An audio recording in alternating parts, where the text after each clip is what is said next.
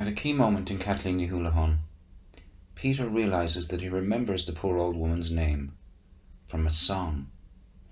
There's a question about the provenance of the memory. Who was it, I wonder? It must have been someone. No, I remember. I heard it in a song. This flags the importance for us of the ballad tradition in the creation and dissemination of political memory in Ireland. The ballad that Peter is remembering may have been James Clarence Mangan's Kathleen Ni Houlihan.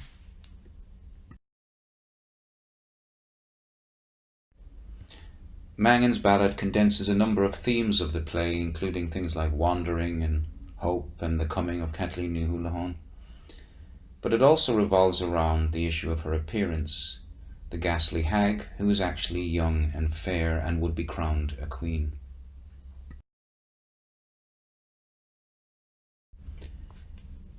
Yeats and Lady Gregory are clearly aware of the importance of ballads in the production of what we have learned to call, after Benedict Anderson, an imagined community, the notion that the nation is a profoundly modern achievement, underwritten by a kind of infrastructure of imagination provided by newspapers, novels, and ballad sheets, the apparatuses of print capitalism, which produce a kind of homogeneous empty time, a kind of cross time, and provide what Lloyd calls the abstract forms in which the nation can be imagined.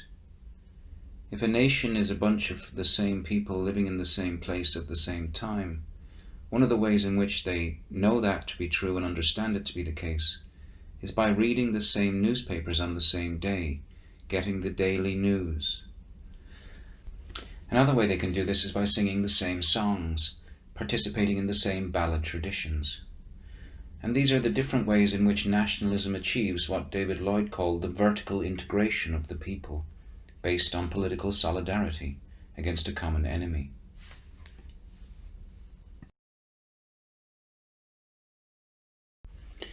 You recall that Lloyd suggested that the desire of nationalism is to saturate the field of subject formation, by which he means that nationalism creates the Irish people as Irish by making their Irishness the most important thing about them. And in doing so, as Lloyd also showed, it suppresses other important differences between people, like those of gender and class. And we'll see in this class on the Republican ballad that the ballad tradition has largely been an affair of men, or men obsessing about the idea of women. And Kathleen Ni Houlihan participates in that tradition in numerous complex ways. In order to account for Yeats's use of the ballad tradition in Kathleen Ni Houlihan, we need to understand something of how the ballad operated in the Irish nationalist tradition to that time. At this early stage in his career, Yeats is styling himself as both a Republican and a balladeer in the nationalist tradition. In Great Gaps in Irish Song, his analysis of the ideology of the nationalist ballad, David Lloyd opens on a tension in the account. Charles Gavan Duffy claiming that Irish history has the unity and purpose of an epic poem, with Thomas Davis lamenting the great gaps in Irish song. And here's the problem. How can the Irish ballad both express Irish unity and document Irish division or disunity? Lloyd identifies a further tension, citing Dennis Florence McCarthy's observation that a great literature is either the creation or creator of a great people. But which is it? And can it be both? If the function of the ballad form is to absorb the spirit of the people so that it be authentic, how can it also create the spirit of the people? How can it absorb what it is created by and create what it is meant to absorb?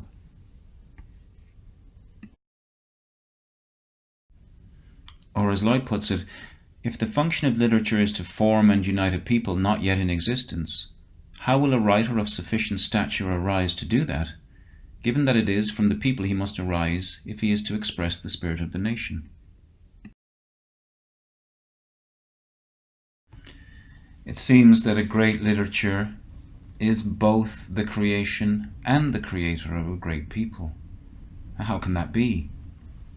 It's as if the Irish balladeer is, as Lloyd says, participating in the construction of a nation within which he will be comprehended. There's a kind of circular ontology here, a chicken and egg problem. The nation produces the ballad produces the nation, or the national ballad is the source and founder of the nation that it will have been celebrating.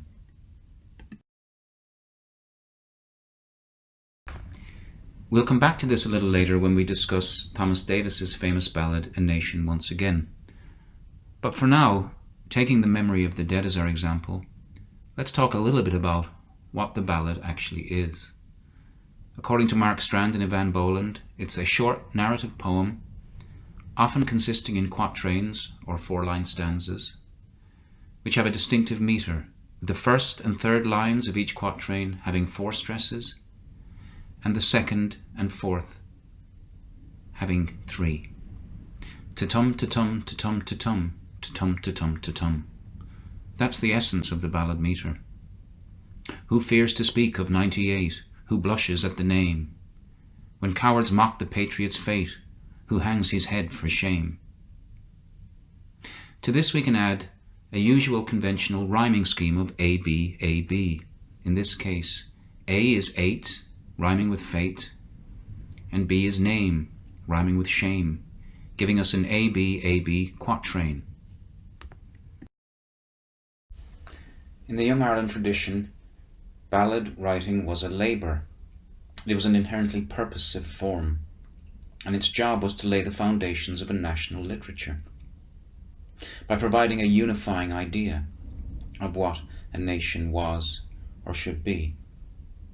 It was held that people were the basis of the nation, yes, but an impersonal balladry was a necessary first step to the achievement of the nation.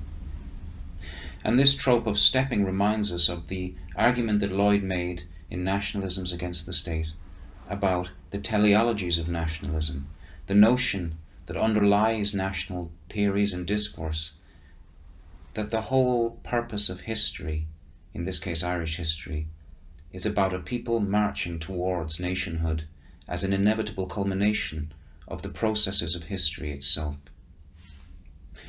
The ballad tradition then requires what Lloyd suggests is an effacement of the self in the interests of the literary institutions of the nation. There's a sense in which the subject of the ballad is the nation, not the subject. And this reminds us of Lloyd's critique of nationalism in its subjection of the people. The idea that the emergence of the modern state is inseparable from a kind of restructuring of the individual, transforming them into subjects, subjecting them to the power and norms of the nation. Lloyd talked about it as a disciplining of the individual subject.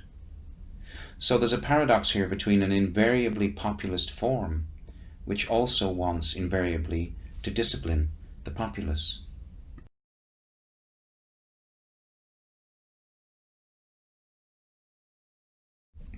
By disciplining the populace, we mean something like deciding who amongst the populace gets to be representative, and ensuring that those who are not representative are disciplined or chastened, or, as in the case of our example, the memory of the dead, shamed. Shame is a particularly powerful weapon in the Irish Republican tradition, and it's used to shame Irish men who are not Republican enough. Who fears to speak of 98? Who blushes at the name? When cowards mock the patriot's fate, who hangs his head for shame? He's all a knave or half a slave who slights his country thus, but a true man, like you, man, will fill your glass with us.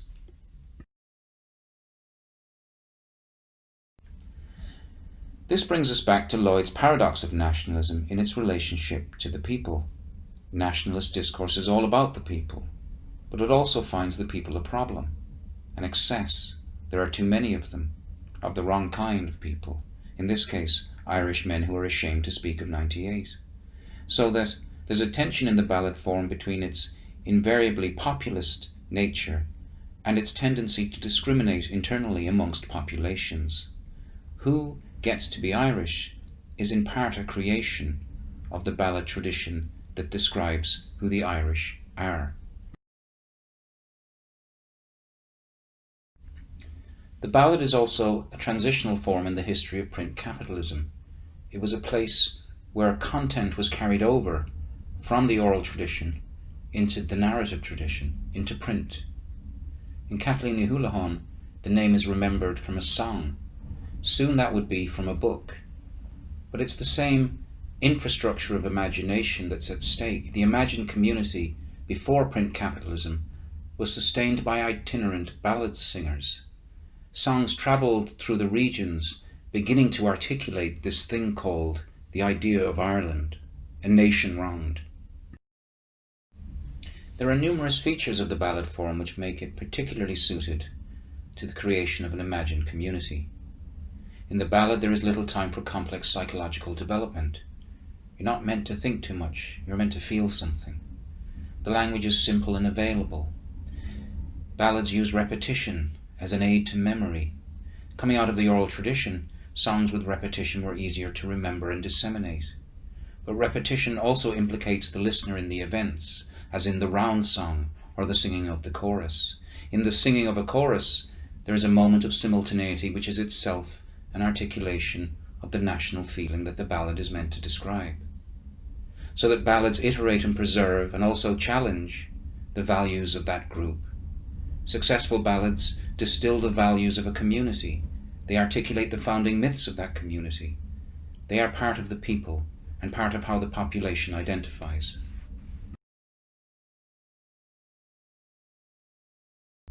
So that Mark Strand and Boland conclude that the idea of a poem written so close to a community that it is almost co-authored by it is very far from the concept of that tremendous loner, the modern poet. But that is what the ballad is. There's a sense in which the work of any poet doesn't become a ballad or a national ballad until it is accepted by the people, remodelled by their conventions in the course of its tour in the oral tradition. This brings up the vexed issue of authority. D.F. McCarthy cites a well-known authority who claims that the ballads of a people are more influential than their laws.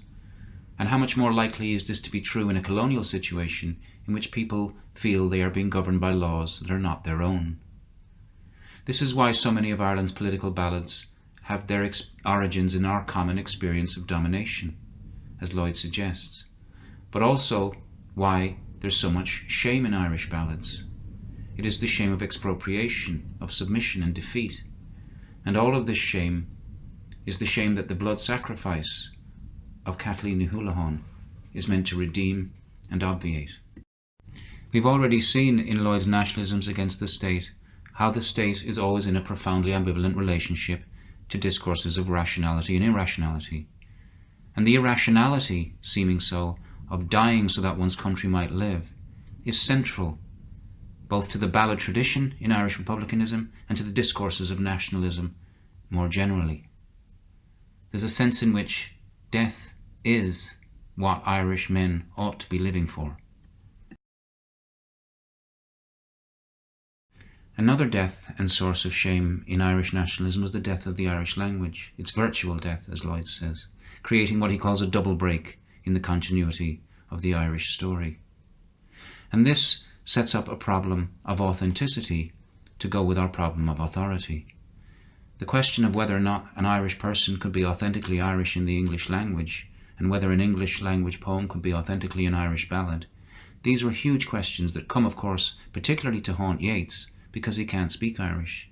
So for him, English language must be a valid vehicle for the expression of Irish national sentiment, even as he knows that the populace that he's speaking about, the people of Ireland and particularly of the west of Ireland, those he tended to fetishise most, were Gaelic speakers. All of this heightens the ambiguity in David Lloyd's observation that Young Ireland's attempt was to forge the trace of a never-existent literary history for Ireland, that they were trying to fabricate effectively a foreshortened literary history. Forge here meaning both to produce and to falsify. But Eric Hobsbawm calls this the invention of tradition, and it's the stuff of nationalisms everywhere. The Irish variant is just a local variant.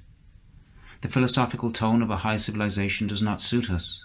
We have our history to make, and our writings must help to make it. We want strength, earnestness, passion, the song and the ballad, all that fires and nerves the minds of men.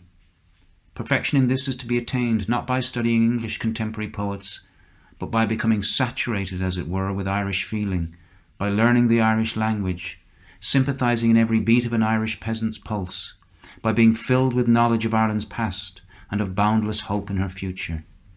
This is what they mean when they talk about racy of the soil writing. And this is what we mean when we talk about the project of Young Ireland.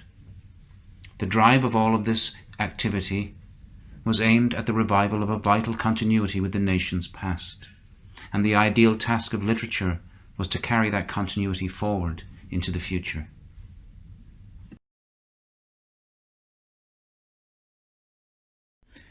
Written around 1842 by Thomas Davis, a leading voice in the Young Ireland movement, and sung here by the Wolftones, named after Theobald Wolftone, a hero of the 1798 rebellion. A Nation Once Again is a classic of the Republican ballad tradition. Its enduring fame suggests the Young Irelanders were right to think of themselves as participating in the construction of a nation within which they would come to be comprehended, retroactively situated. The circular ontology we talked about earlier. The ballad bears the nation, but the nation is born by the ballad.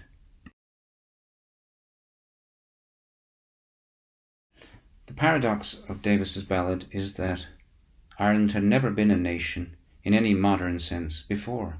It could not have been, since it lacked the infrastructure of modernity that we talked about, the print capitalism, etc., that makes national space and time possible, thinkable.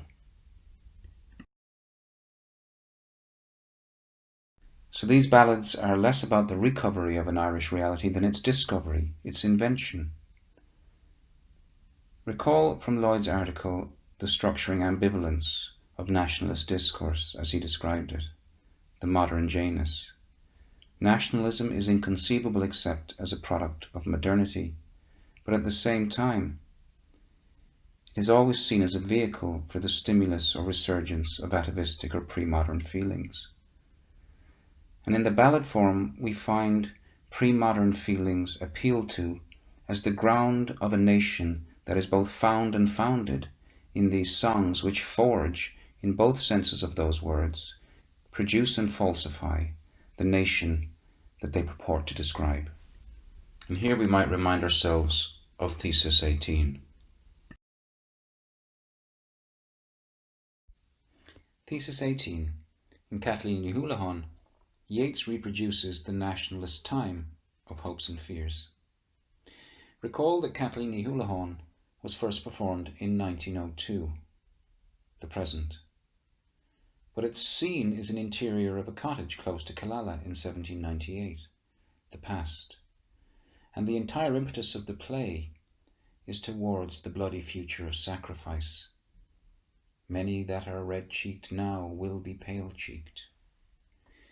In other words, Yeats's nationalist art, like his project, His Hopes and Fears for Irish Literature, and his play Kathleen Ní Houlihan, and nationalism more generally, has a very specific kind of time.